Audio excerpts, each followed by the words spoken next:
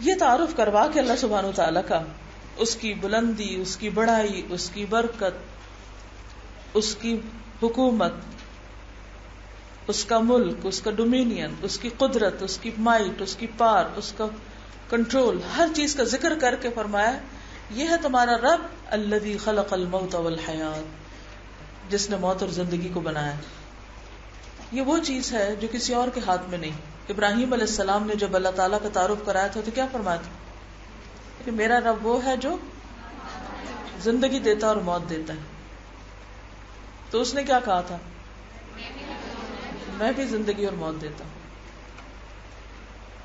تو پھر انہوں نے کہا کہ وہ ہے جو سورج کو مشرق سے لاتا ہے تو اسے مغرب سے لا کے دکھا. فبہت الذی کفر، لاجواب ہو گیا پھر وہ. اسی طرح موت کی تخلیق اور زندگی کی تخلیق یہ اللہ کا کام ہے، یہ اس کے اختیار میں.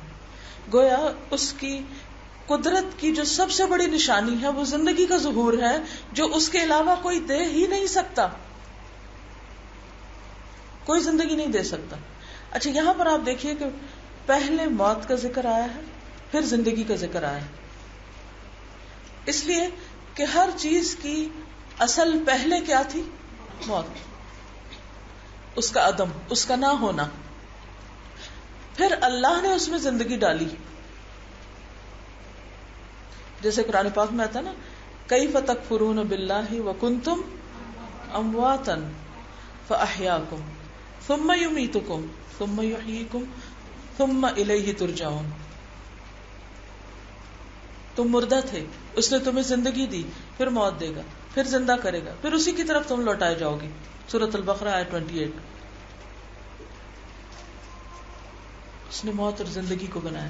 اچھا یہ بتائیے کہ خلق کا لفظ تو کریشن کے لیے ہوتا ہے نا، یعنی ٹو کریٹ سم تھنگ. تو جب کوئی چیز کریٹ کی جاتی ہے تو اس کی کوئی شکل بھی ہوتی ہے یا اس کی کوئی فارم بھی ہوتی ہے. تو موت کی کیا شکل ہے اور موت کی کیا فارم ہے؟ کچھ پتا ہے آپ کو یا ہے بھی کہ کوئی نہیں؟ موت کوئی چیز ہے یا کانسیپٹ ہے؟ کیا ہے موت؟ کوئی بھی چیز جو کریٹ کی جاتی ہے وہ ہے نا جس کو ہم ہاتھ سے چھو سکتے ہیں یا دیکھ سکتے ہیں یا کچھ.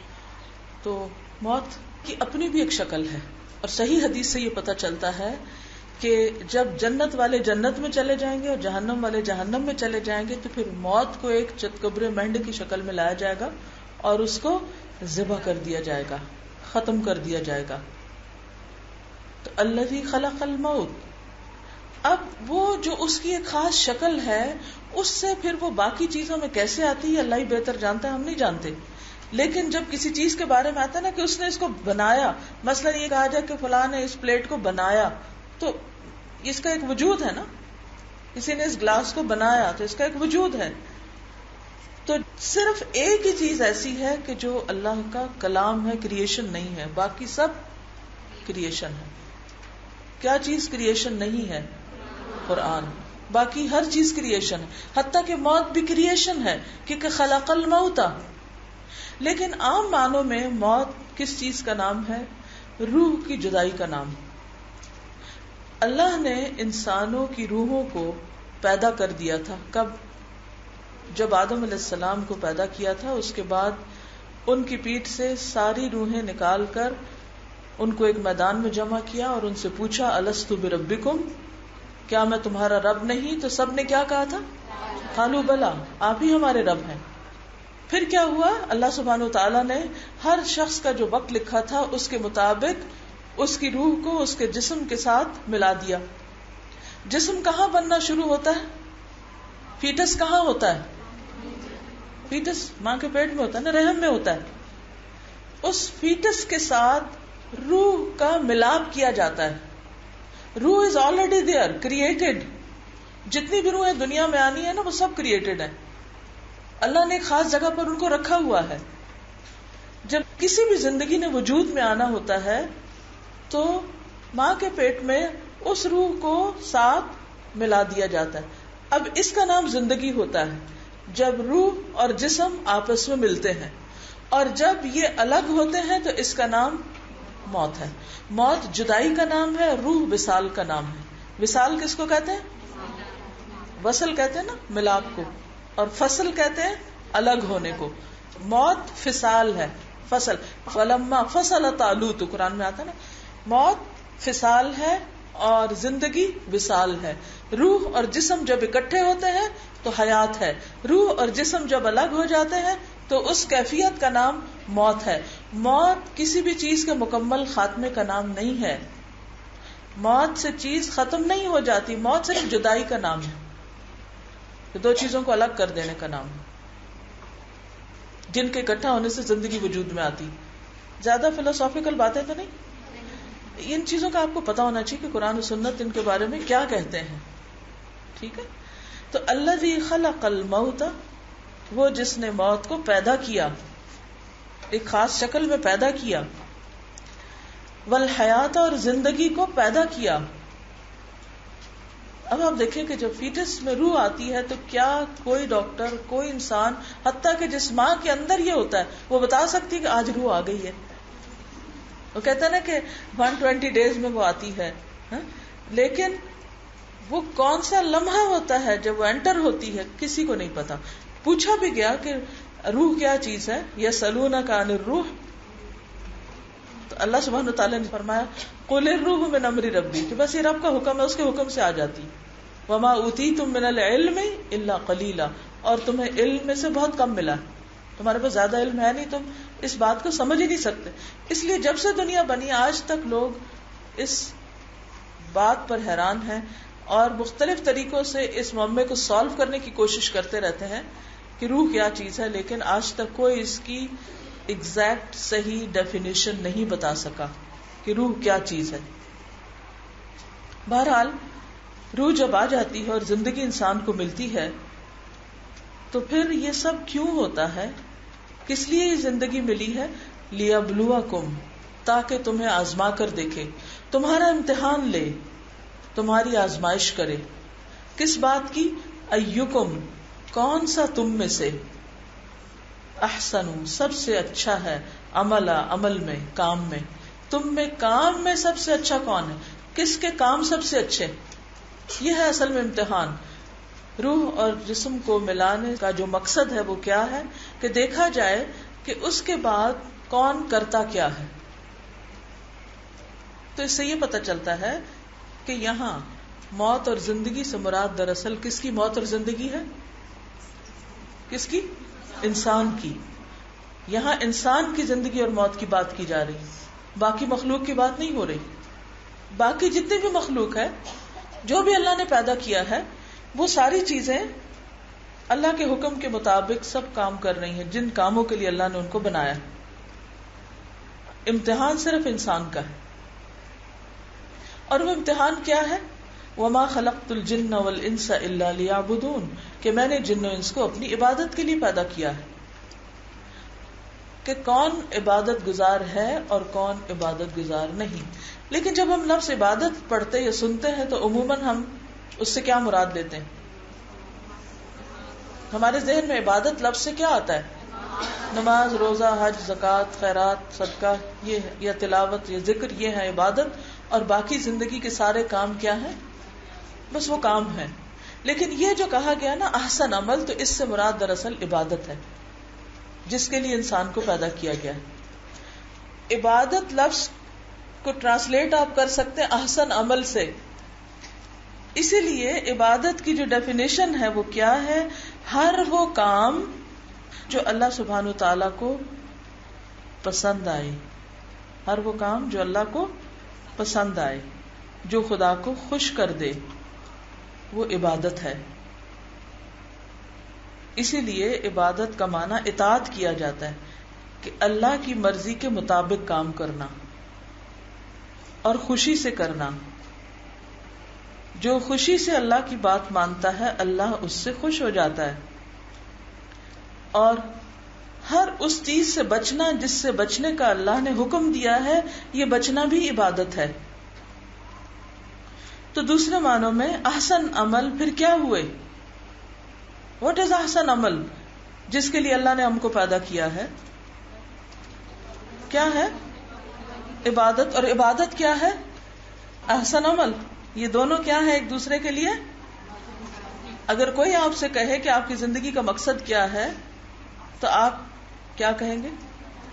سورۃ الزاریات کی اس آیت کی روشنی میں وما خلقت الجن والانس الا لیعبدون، الزاریات 56، اس میں کیا کہا گیا کہ اس نے تمہیں عبادت کے لیے پیدا کیا گیا. اور یہاں پر کیا بتایا گیا کہ موت اور زندگی کو کس لیے بنایا ہے؟ تاکہ یہ دیکھا جائے کہ اچھے کام کون کرتا ہے.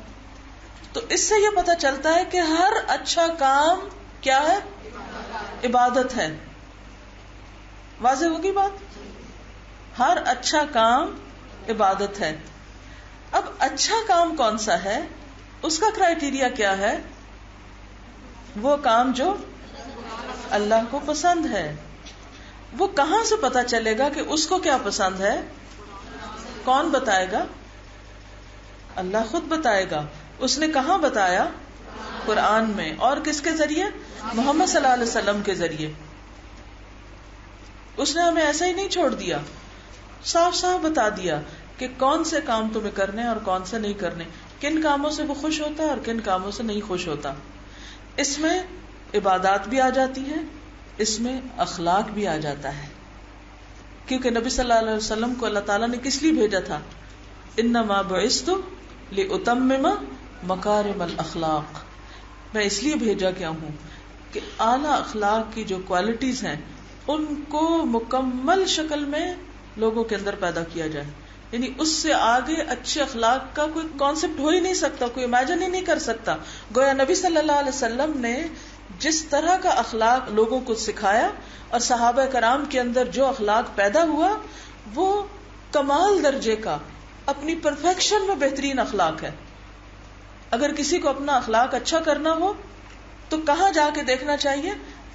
محمد صلی اللہ علیہ وسلم کے ساتھیوں میں، کیونکہ آپ آئے تھے بہترین اخلاق کی تکمیل کرنے کے لیے. اور کیا آپ نے کی یا نہیں کی؟ الیوم اکملت لکم دینکم واتممت علیکم نعمتی. آپ اپنا مشن مکمل کر کے گئے ہیں، ادھورا چھوڑ کے نہیں گئے. لہذا صحابہ کرام کے اندر جو اخلاق تھے، جو آپ نے ان کے اندر پیدا کیے، وہ بہترین اخلاق تھے، اور خود آپ نے وہ چیزیں کر کے بھی دکھائی. تو احسن عمل میں کیا کچھ شامل ہے؟ نمبر 1 عبادات، نمبر 2 بہترین اخلاق اور اچھے معاملات. کس سے معاملات؟ اپنے گھر والوں سے، اپنے دوستوں سے، ساتھیوں سے، ہمسایوں سے، اور کس کس سے؟ جانوروں سے، جی، اور رشتہ داروں میں سارے آ جاتے ہیں. گھر کے اندر جتنے لوگ ہیں، ہسبینڈ وائف ایک دوسرے کے لیے، پھر بچے، پھر باقی جو ریلیٹیوز ہیں، جو بھی کنشپ کے ریلیشنز ہیں، وہ سارے اس میں آ جاتے ہیں. یعنی ہیومن ریلیشن شپ میں جتنی بھی قسمیں ہیں وہ ساری اس میں آ جاتی ہیں. پھر اسی طرح نیچر کے ساتھ آپ کیسے ہیں، زمین پہ آپ کیسے چلتے ہیں، باقی چیزوں کو آپ کیسے ان کا حق دیتے ہیں، وہ ساری چیزیں اس میں آ جاتی ہیں. تو احسن عمل جو ہے وہ صرف عبادت نہیں، احسن عمل میں سارے کام آتے ہیں جو ایک انسان اپنی زندگی میں کرتا ہے. خواہ وہ بزنس کرے، خواہ وہ عمارتیں تعمیر کرے یا کچھ بھی، اگر وہ اس طریقے سے یہ سب کچھ کر رہا ہے جو اللہ کو پسند ہے تو وہ کیا ہے؟ سراسر عبادت میں. لِيَبْلُوَكُمْ أَيُّكُمْ أَحْسَنُ عَمَلًا. اسی طرح صرف اعمال کا کرنا عبادت نہیں ہے، بلکہ اس کے ساتھ ساتھ حرام کاموں سے بچنا بھی عبادت ہے. اسی لیے ابن عمر نے کہا تھا کہ احسن عمل اس کا ہے جو سب سے زیادہ حرام سے بچنے والا ہو. احسن عمل اس کا ہے جو سب سے زیادہ حرام سے بچنے والا ہو، گناہ کے کاموں سے بچنے والا ہو. کیونکہ گناہ انسان کے لیے زہر کا سا، پوائزن کی طرح کا اثر کرتے ہیں. انسان اگر اچھی سے اچھی غذا بھی کھا لے لیکن اس کے ساتھ اگر تھوڑا سا بھی پوائزن کھا لے تو کیا ہوگا؟ موت واقع ہو جائے گی، سب کچھ ختم ہو کر رہ جائے گا. اب آپ دیکھیں کہ یہاں پر یہ جو لفظ ہے نا لیبلوکم، تاکہ تمہارا امتحان لے، تو یہ جو بلا ہے یا امتحان ہے یہ کس کس شکل میں ہوتا ہے؟ اب آپ سوچئے نا، میرا سوال آپ سے یہ ہے، امتحان کس کس شکل میں ہوتا ہے؟ اولاد کی شکل میں. اولاد امتحان کیسے ہوتی ہے؟ سب سے پہلی بات یہ کہ ان کی جو محبت ہے نا ہمارے دل میں، وہ ہم کو کس کی محبت سے دور کر دیتی ہے؟ اللہ کے. اب خلق الموت والحیات، اللہ نے نئی زندگی دی، بچے دیے، اب کیا وہ بن گئے لیبلوکم؟ کس لیے؟ تاکہ تمہارا امتحان لے کہ اب بھی ایکم احسن عملا، اب ان بچوں کے ساتھ احسن عمل خود بھی اپنی باتوں پر، اخلاق پر اور سب چیزوں پہ قائم رہنا. بہت سی مائیں کہتی ہیں ہر ایک سے اچھا کر سکتے ہیں، بچوں پہ آ کے سارا ٹیمپر لوز کر جاتے ہیں، ان کو ڈانٹتے ہیں، ڈپٹتے ہیں اور بہت کچھ. تو اب کیا وہ بچے ہمارا امتحان نہیں؟ کس چیز کا؟ ہماری عبادت کا بھی امتحان ہے. بہت سے لوگ کیا کرتے ہیں، نمازوں میں چوری کرنے لگتے ہیں بچوں کی وجہ سے، کبھی کوئی بہانہ کبھی کوئی بہانہ. اور کیا کرتے ہیں، اخلاق میں نیچے آ جاتے ہیں بچوں کی وجہ سے. اور معاملات میں بھی بعض اوقات بڑی گڑبڑ کرنے لگتے ہیں ان کی وجہ سے، لڑ بیٹھتے ہیں ادھر ادھر. اور وہ بچے کس طرح آزمائش ہیں، خواہشات پوری کرتے ہوئے حرام حلال کی پرواہ چھوڑ دیتے ہیں. اور بچے کیسے امتحان ہیں، رشتوں کے معاملے میں، شادی بیاہ کے معاملے میں، ان کی تربیت کے معاملے میں. پھر یہ ہے کہ ہم ہر ایک کو نصیحتیں کر لیں گے لیکن ان کے بارے میں ہمارا دل بڑا پسیج جائے گا کہ ہاں بیچارے. وہاں آ کے ہمارا ڈسپلن ختم ہو جاتا ہے. نماز کے لیے نہیں اٹھے، اچھا کوئی نہیں بیچارے تھکے ہوئے ہیں، ابھی امتحان ہے، ابھی ایسا ابھی ویسا، سارے ان کو ہم رعایتیں، رخصتیں، سہولتیں دیتے رہتے ہیں. وراثت کی تقسیم، اس میں فیورٹزم کرتے ہیں، سخت امتحان. بعض اوقات اولاد نہیں ہوتی تو پھر کیا کرتے ہیں، حرام رستے اختیار کرنے لگتے ہیں. اور حرام صرف درباروں پہ جانا نہیں ہے، اور بھی اب حرام کے رستے کھل گئے. وہ کیا، ٹیسٹ ٹیوب، یا ناجائز تعلقات سے اولاد حاصل کرنا اگر ہسبینڈ جو ہے وہ کیپیبل نہیں. تو یہ ساری چیزیں کیا ہیں، دراصل امتحان ہیں. الذی خلق الموت والحیات لیبلوکم. اور کیا امتحان ہوتے ہیں ہماری زندگی میں. خلق الموت والحیات، موت اور حیات کے ذریعے آزمایا جا رہا ہے. زندگی کے اپنے کیا امتحان ہے، ہمارے لیے ایک امتحان ہمارے اندر بھی ہے. وہ کیا ہے، ہمارا نفس. اس کے ذریعے ہماری آزمائش ہوتی ہے. ان النفس لامارۃ بالسوء، یہ بھی امتحان ہے. ہم کہتے ہیں کہ اچھا کام کر لیں، نفس کہتا ہے نہیں ایسے نہیں ویسے. یہ بھی امتحان ہے. اور کیا ہوتا ہے، نفس بہت بڑا کر کے بھی اپنے آپ کو دکھاتا ہے، تکبر وغیرہ، انسان اس میں مبتلا ہو جاتا ہے.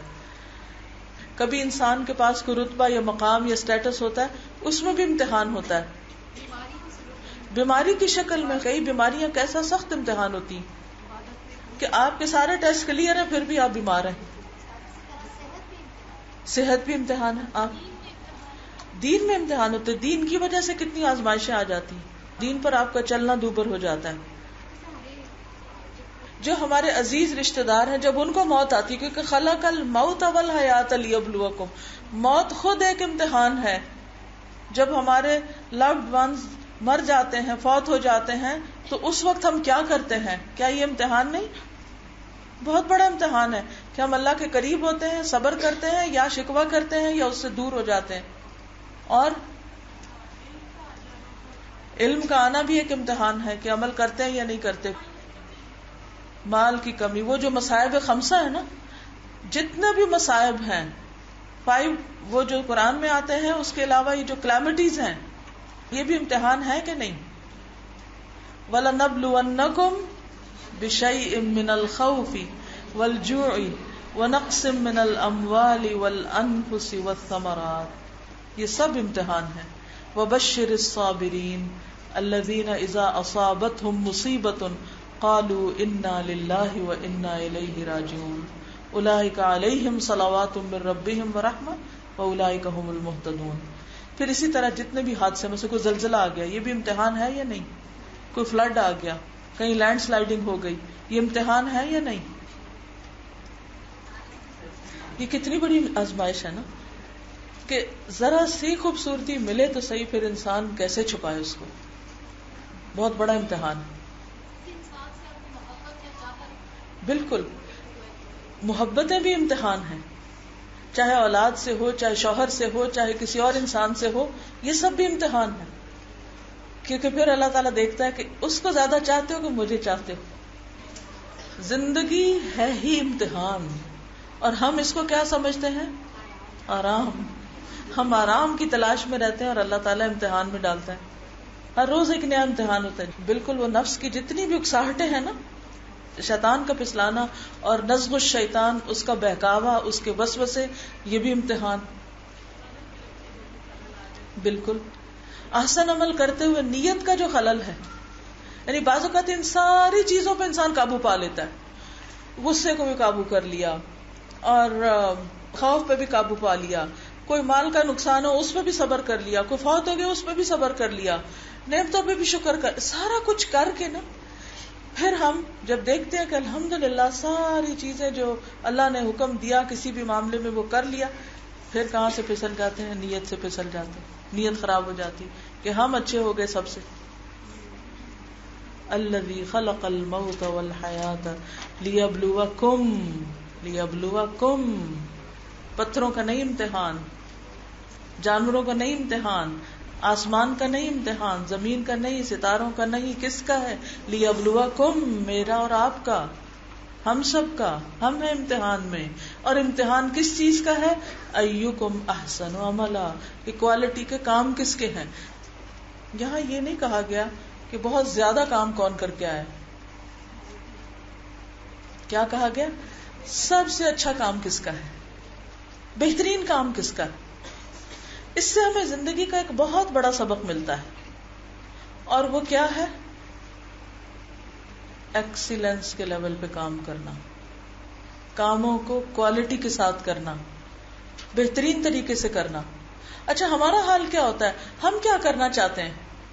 ہم کیسے کرنا چاہتے ہیں؟ بس ہو جائے، گزارے والے، سر سے اتارنے والے، جیسے تیسے بس ہو جائیں، یا دکھاوے والے زیادہ ہو جائیں تاکہ ہم کسی کو مروب کر سکیں کہ دیکھیں ہم نے کیا پہاڑ توڑے، کیا مقام حاصل کیا. کئی لوگوں کو ڈگریوں پہ ڈگریاں لینے کا شوق ہو جاتا ہے، وہ اسی میں کھپ جاتے ہیں اور باقی سب کے حق مارے جاتے ہیں. کوئی کسی اور چیز کے پیچھے دوڑ پڑتا ہے. یہ نہیں کہا اللہ نے، یہ نہیں دیکھنا کہ ڈگریاں کتنی تھی تمہارے پاس، یہ نہیں دیکھنا کہ تم نے کتنی کتابیں پڑھی تھی، یہ نہیں دیکھنا کہ تم نے کیا کیا تیر مارے تھے. کیا دیکھا جائے گا؟ کہ جو بھی تمہاری ڈیوٹی تھی، جو بھی تمہاری ذمہ داری تھی، جتنا بھی تمہارے پاس مال تھا، جو بھی تمہارے پاس صلاحیت تھی، اس کو کس طریقے سے استعمال کیا، کس شکل میں کیا، کیا وہ احسن تھا یا نہیں تھا. اب مثلاً قرآن مجید کے پڑھنے کو ہم کیا سمجھتے ہیں؟ کیا کام ہے وہ؟ نیک کام ہے.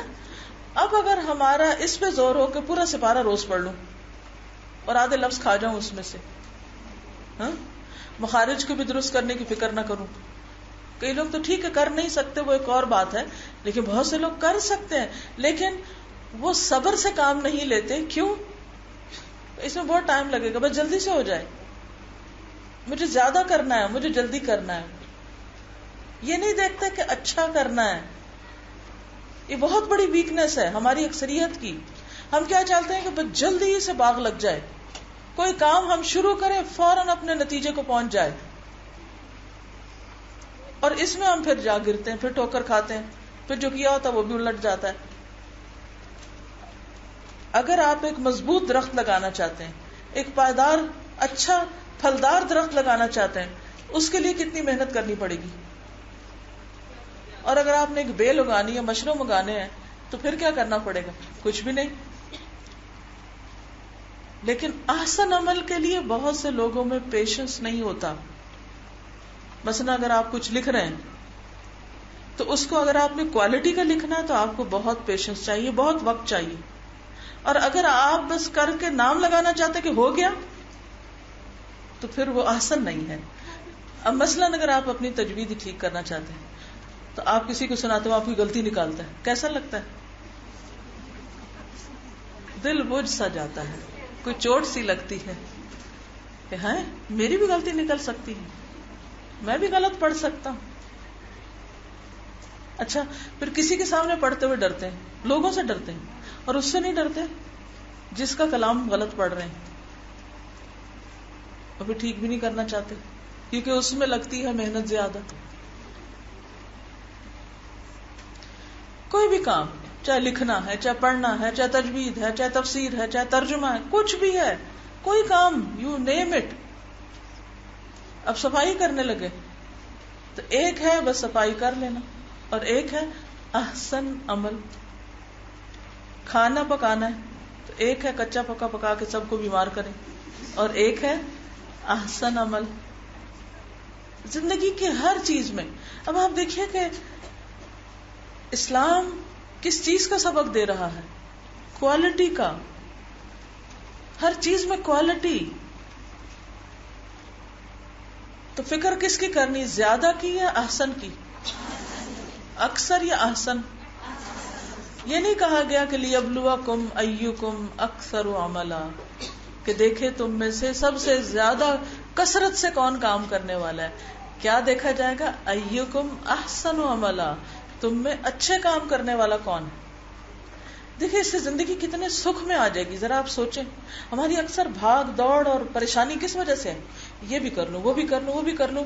آج زندگی کی جو رفتار ہے اور جو ٹینشنز ہیں اور جو بھگدڑ ہے، اس کی بنیادی وجہ کیا ہے؟ کہ ہر ایک الہاکم التکاثر، یہ تکاثر یا کثرت کی جو طلب ہے اس نے مصیبت میں ڈال رکھا ہے.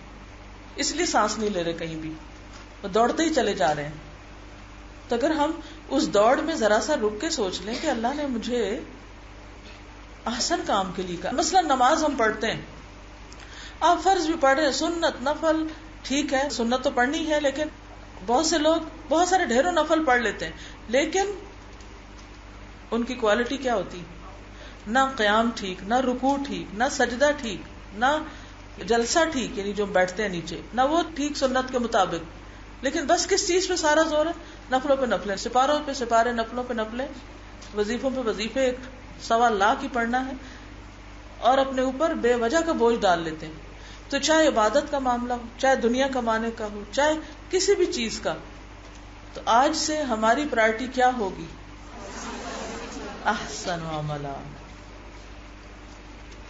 اور اس کے لیے سب سے پہلے تو یہ دیکھنا ہے کہ اللہ تعالیٰ کو کیا پسند ہے، اس کے رسول نے کیسے وہ کام کیا، کیونکہ ان کو اسوہ حسنہ کہا گیا، کسی اور انسان کو اسوہ حسنہ نہیں بتایا گیا. انہوں نے کوئی بھی کام کیسے کیا تھا. پھر اس کے بعد جو خیر القرون تھی، بہترین دور جو تھا لوگوں کا، بہترین صدیاں جو 3 پہلی تھی، ان میں جو لوگ تھے وہ کیسے کام کرتے تھے، ان کی زندگیوں کو پڑھیں، ان کی طرف دیکھیں. وَهُوَ الْعَزِيزُ الْغَفُورُ، اور وہ زبردست ہے، بخشش فرمانے والا ہے. زبردست ہے، قوت والا ہے، یعنی بہت قوت والا ہے، جبروت والا ہے، قہر والا ہے، اس کے باوجود غفور بھی ہے، بخشش فرمانے والا بھی ہے. اور یہ چیز بہت ریئر ہوتی ہے کہ کسی کے پاس پاور ہو اور اس کے ساتھ وہ معاف بھی کرتا ہو. عموماً جن لوگوں کے پاس پاور ہوتی ہے وہ معاف نہیں کرتے لوگوں کو،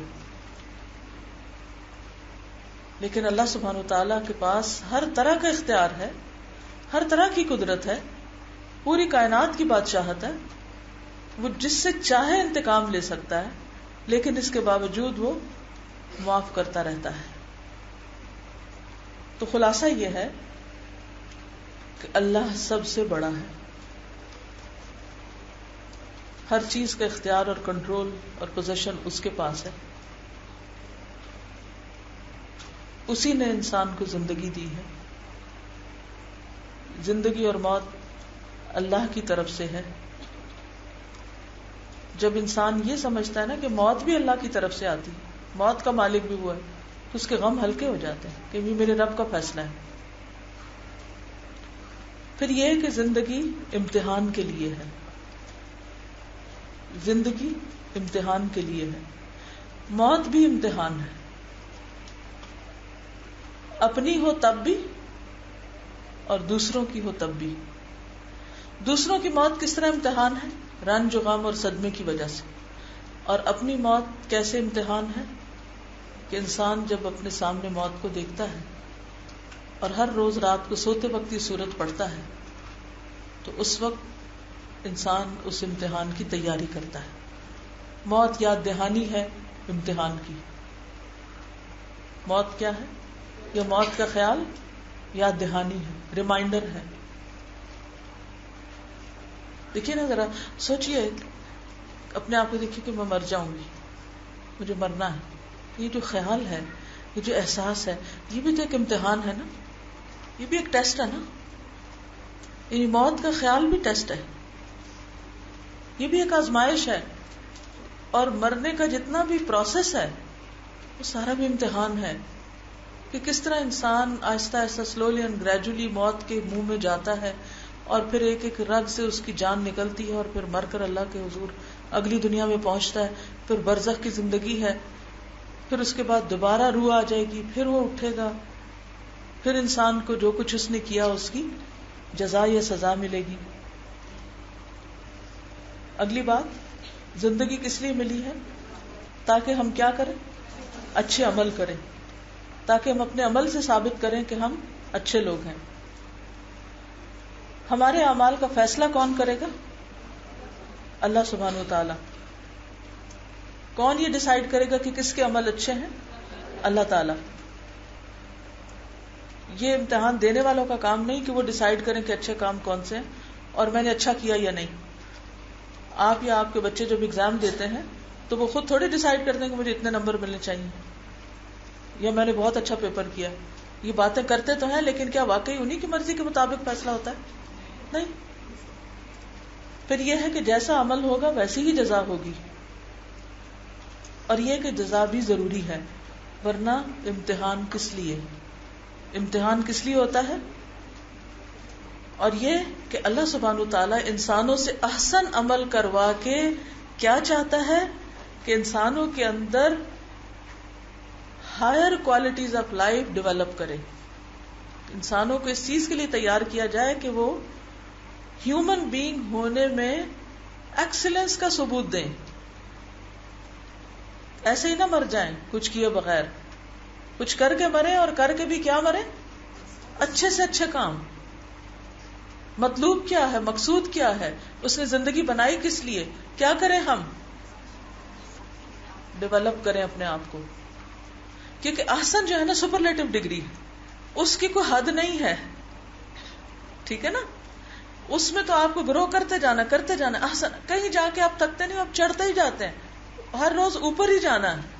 یعنی کسی بھی درجے کا آپ کام کر لیں تو وہاں آپ مطمئن ہو کے نہیں بیٹھ جائیں، بلکہ اس سے آگے، اس سے بہتر، اس سے بہتر، آسان آسان آسان. کیونکہ ہر اچھے کے اوپر پھر اچھا پھر اچھا پھر اچھا. تو ہائیسٹ کوالٹی کے عمل کرنے، مرتے دم تک آگے بڑھتے رہنا ہے. کیونکہ موت اور زندگی اسی لیے بنا. یعنی موت اس نے رکھی سامنے، یہ ہے تمہاری لمٹ، یہ ہے تمہاری انتہا، اور اس سے پہلے ہے تمہارے پاس لائف. یہاں تک جانے سے پہلے کچھ کر لو. جب اس کے پار جاؤ گے تو پھر جزا کا وقت آ جائے گا. تلاوت لگائی اس آیت کی، غور سے سنیے.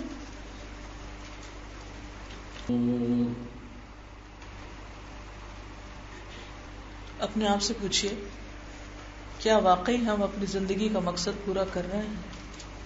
ہم اپنے آپ سے مطمئن ہیں کہ جو کچھ ہم کر رہے ہیں وہ بیسٹ کوالٹی کا کام ہے؟ ہمارا سونا، جاگنا، اٹھنا، بیٹھنا، بات کرنا، معاملہ کرنا، لینا دینا، سب میں خوبصورتی ہے. اللہ نے ہمیں پیدا کیا، اس دنیا میں چھوڑا، اور ہم سے چاہا کہ ہم کچھ کر کے آئیں. اور کیا کر کے آئیں؟ کام کر کے آئیں. کیسے کام؟ سب سے اچھے. اسی میں مقابلہ ہے آپ کا، یہی کمپٹیشن ہے. تو نیک کاموں میں یہ نہ دیکھیں کہ آپ سے پیچھے کون ہے، یہ دیکھیں کہ آپ سے آگے کون ہے. ذرا سوچیں تھوڑی دیر کے لیے، آپ کو اپنے سے آگے کون لگتا ہے؟ اور جب ہم دیکھتے ہیں عام طور پر کہ فلاں ہم سے آگے ہے تو ہم کیا کرنے لگتے ہیں؟ انسیکیور ہو جاتے ہیں، ہم اس کو پیچھے کرنے لگتے ہیں. کرنا کیا چاہیے کہ ہم، اگر مثلا کسی کی قرات اچھی ہے تو ہمیں کیا کرنا چاہیے؟ ٹارگٹ رکھنا چاہیے کہ میں اس سے بھی اچھی کروں. اگر کسی کی نماز اچھی ہے تو ہمیں کیا ٹارگٹ رکھنا چاہیے کہ میں اس سے بھی زیادہ اچھی پڑھوں گی. اگر کوئی صدقہ خیرات میں آگے ہے تو کیا سوچنا چاہیے کہ میں اس سے بھی زیادہ کروں. اگر کوئی اپنے پڑھائی میں دنیا کے امتحان دینے میں اچھا ہے تو ہمیں کیا سوچنا چاہیے کہ مجھے اس سے بھی آگے جانا ہے.